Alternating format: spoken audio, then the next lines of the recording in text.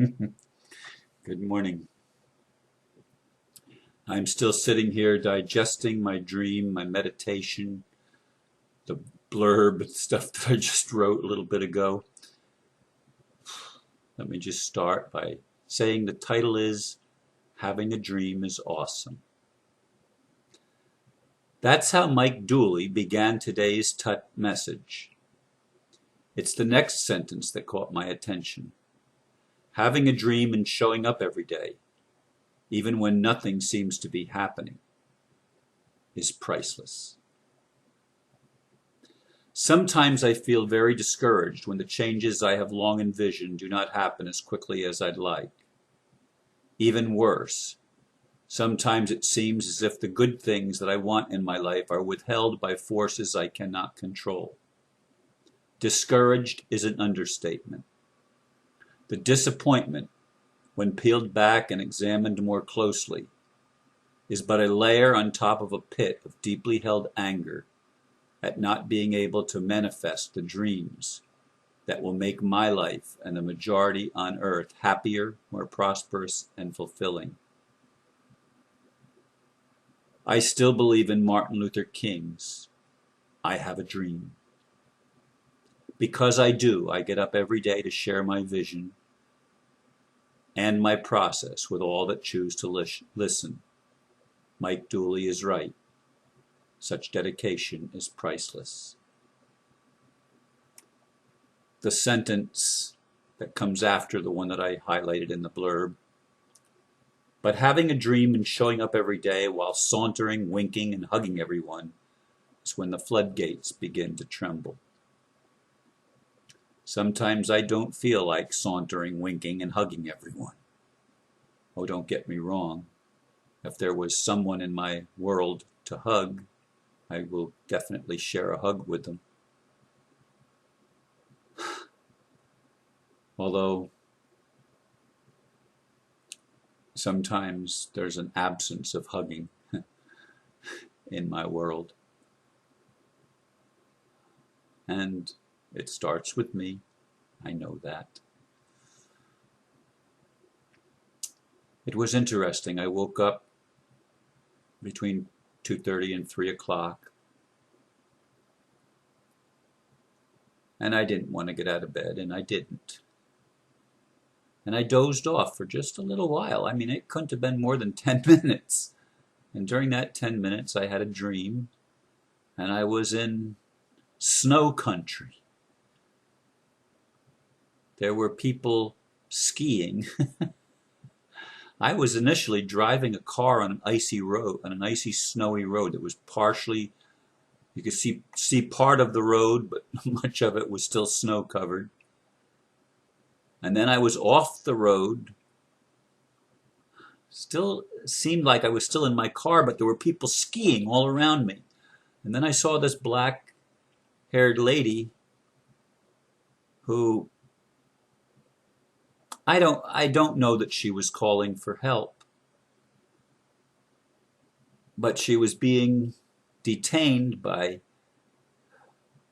people, and I went over there and I said, let her go. She belongs to me. And of course, for some people you may see some significance in that. I did. I felt it was a clarification of issues that I've been facing in my life, wondering what the reality is supposed to be, what I'm supposed to do, etc. Of course, never in my life am I the one that makes the decision. Now you may say, Ron, that's insane. That's absolutely insane. You're always the one that makes the decision. Well, that may be nice theory, but that's not experience. That's not my experience. Oftentimes I make a decision and someone else makes a decision in the opposite direction, nullifying my decision. Now that's the reality of my experience. And I know I'm not the only one. I know I'm not. But we all have dreams.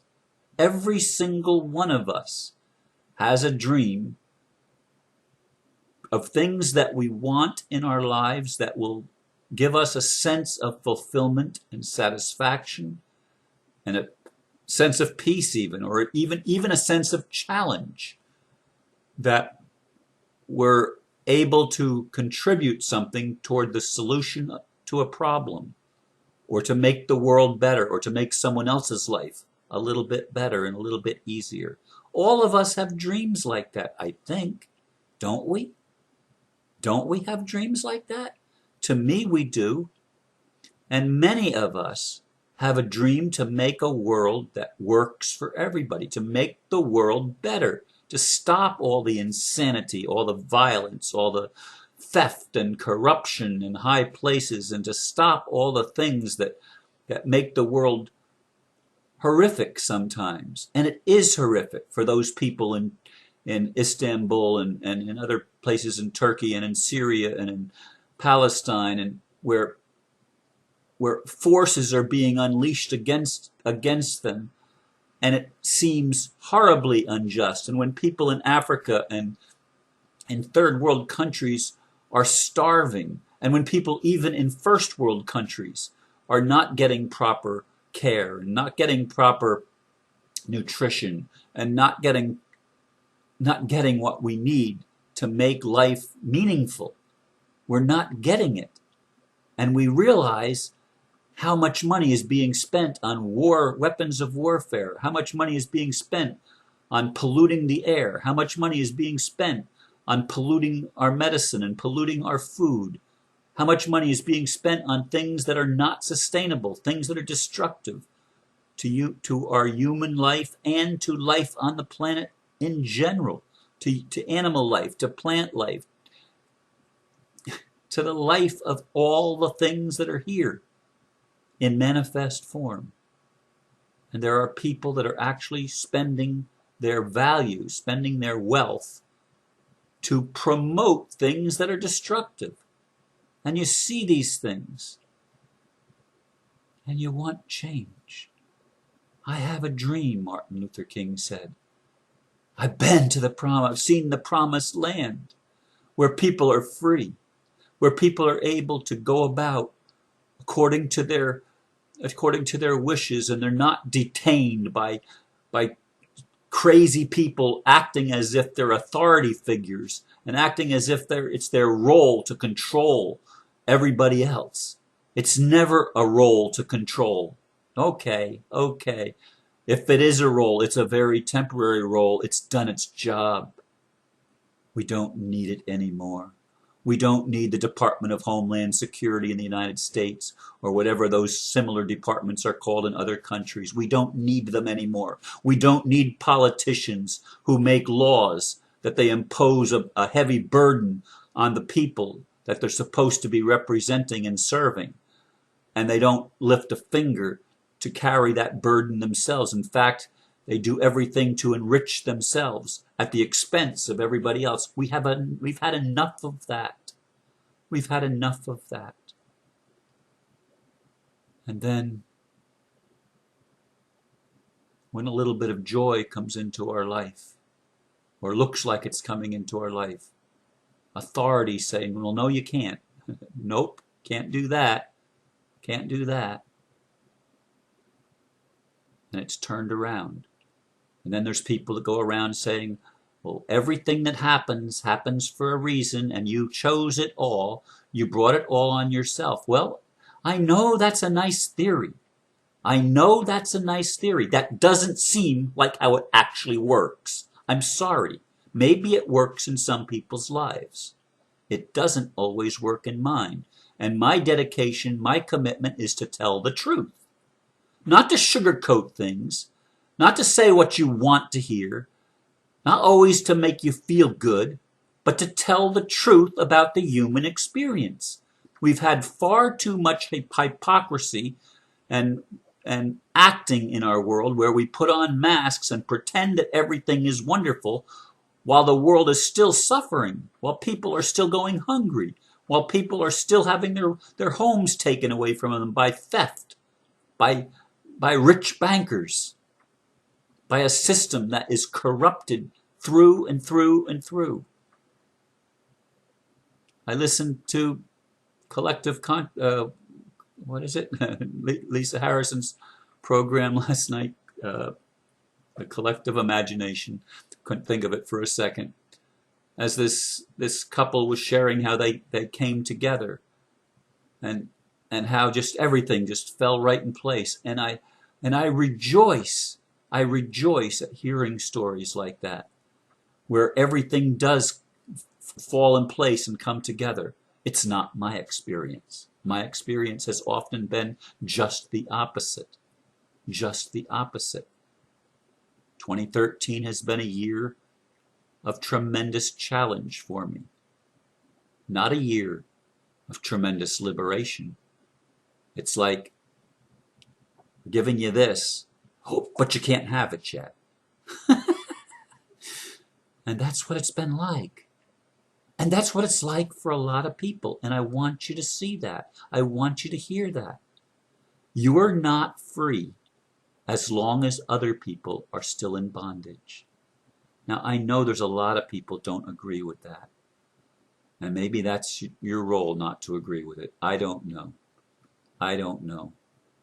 But I know for myself, I would be totally out of integrity and totally shifting the values that I've placed in my life, or that have been in my life for a long, long, long time, if all of a sudden I were just to ignore the people that are the underdogs, the people that are downtrodden, the people that are victims of the system, the people that are victims of other people.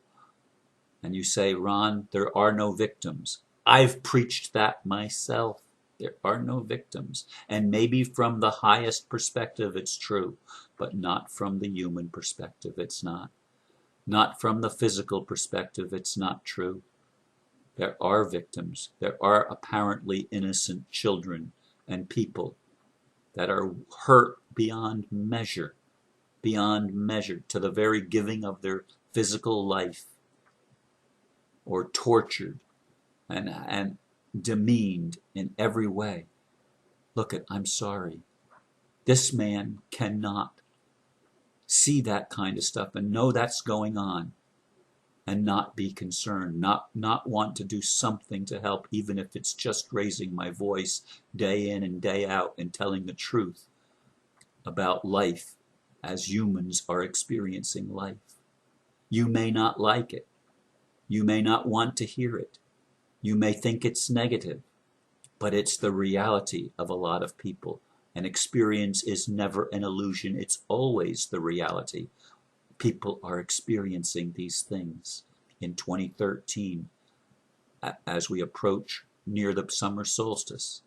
There were lots of good things on the collective imagination last night show. There were lots of things that I heard that were inspiring. But there's still a long way to go for a lot of people. And I'm so glad that progress is being made. I'm so glad that the IUVs are getting ready to launch. I still don't know how to do it. I still don't know how to do it for me. I still don't know how to tell other people to do it. That's not been made clear yet. Heather laid it on the line, and others laid it on the line. Mark and other people laid it on the line on Monday night. But it still hasn't been made clear how to actually take our value and use it to get what we need in this lifetime, in this 3D reality. And you say, but Ron, we're moving into 5D. Yes, but 3D is still here. I don't believe in the separation of worlds, that we're going to have a 3D world and a 5D world. I'm sorry, I don't buy that. It may sound wonderful, but I don't believe that's the way it is. We have to redeem the 3D. That's how I see it. That's what I see my role as, to bring heaven to earth, not to take people from earth to heaven. No, it's heaven on earth. It's peace on earth that I seek. It's a world that works for everyone that I seek, where no one is left behind unless they absolutely, positively choose that for themselves, for him or herself, unless that choice is made consciously, knowing what it is, then I want everybody everybody that wants to be free, and everybody whose higher self wants them to be free, and that they have not rejected their higher self when it's brought into conscious awareness. I want everybody to have the opportunity for freedom. Everybody to have the opportunity to love and be loved. Everybody to have the opportunity to prosper and to have all their needs abundantly supplied. All of them, without exception. That if there's a need, if there's a genuine need, it is supplied. Because we all have unlimited value. I know that. That's what the OPPT and the IUV and the, what's the other thing? All these things that the one people are bringing forth. That's what it's all about. I have a dream. I have a dream that everybody gets healed. I have a dream that everybody gets loved and gives love and is creative and fulfilled. I have a dream that we really do hug each other and wink at each other and celebrate life together. I have a dream. Thank you for listening. Namaste.